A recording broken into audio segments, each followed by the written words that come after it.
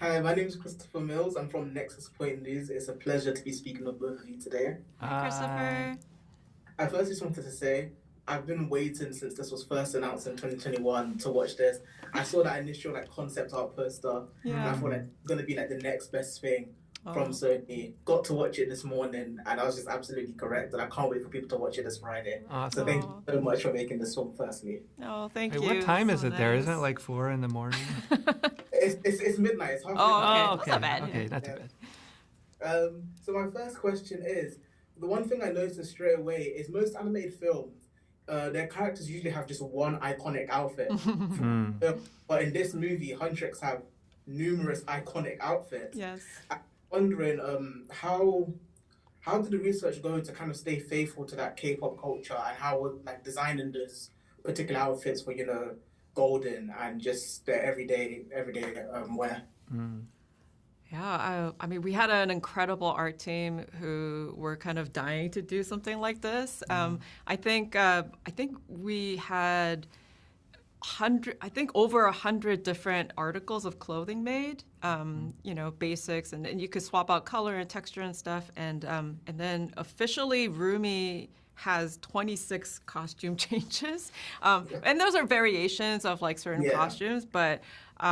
Yeah, it was and then we also have different makeup looks, and we have the pajama looks, and also kind of the beat up look of the girls, and then the no makeup thing. We just had an incredible team who were all fans of K-pop and wanted to create costumes and design costumes that were really cool and that we really haven't seen in animation before, and.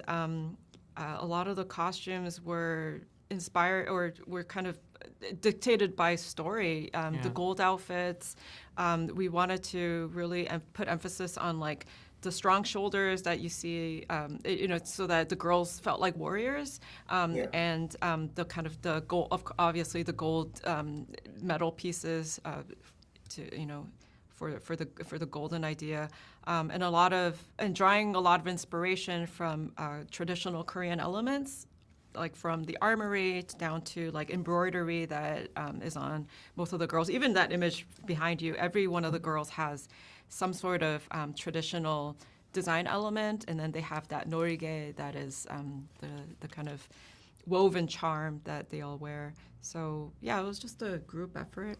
Yeah, I think the movie also kind of tells you what it needs, and although it's a crazy number of costumes, it needed them. You got several different performances and a story where the costumes are kind of part of the plot, and then the girls have to be effortlessly fashionable when they go to the random healer workshop. So it just kept demanding these things, and we're like, sorry everybody, but we really need a cool costume here, and here. Yeah. And our producers would be like, okay, do you really need this costume? We're like, yes.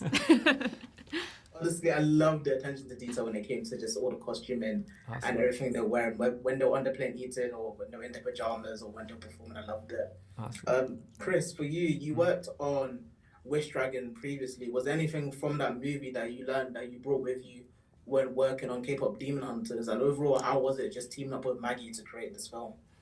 One thing I learned is this would sure be nice to do with somebody else helping. So when I talked to Maggie, I'm like, I don't know if you want a co-director right now, but you're going to, because I know I did. It's such a huge undertaking. It's so many years. Yeah. No one person has enough brain power to have all the answers.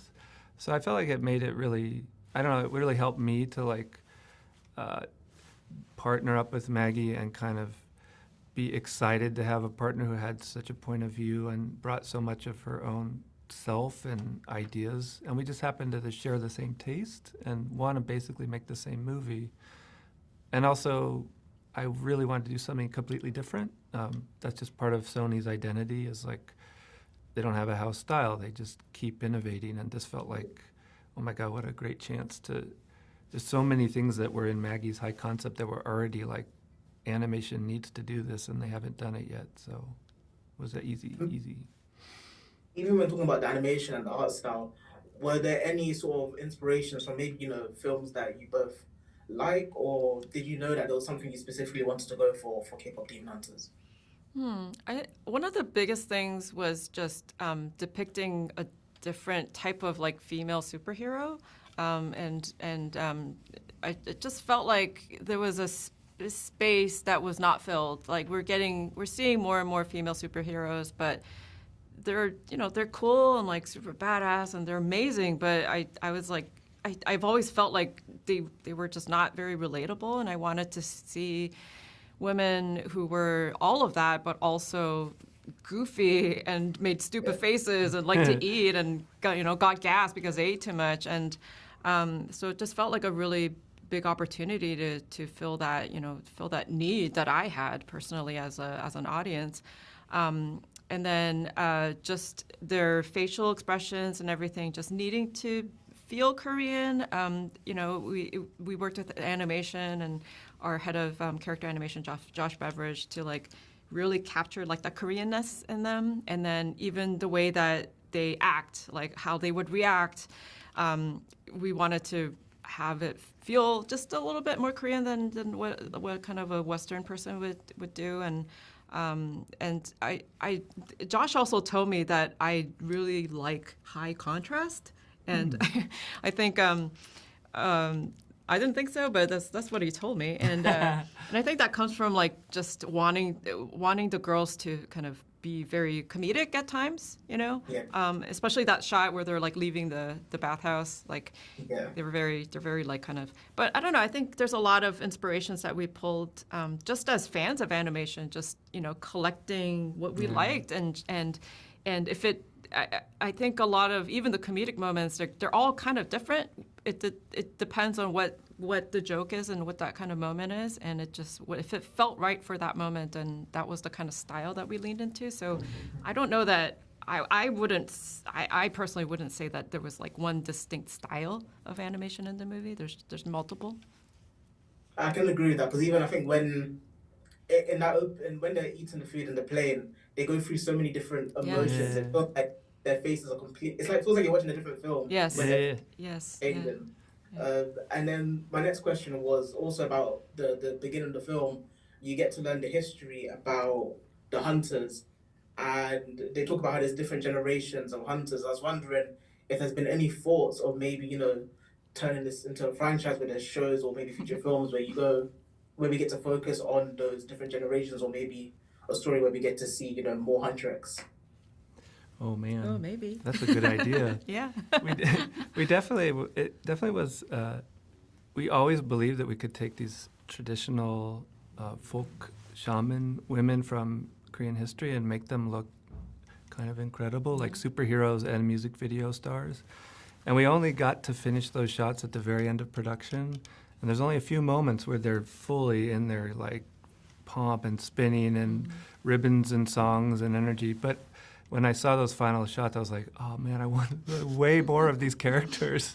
So yeah, we'll see. But yeah, it's a big world, and I think there's a lot of untapped little pockets of story that we can step into. So yeah, it could be fun.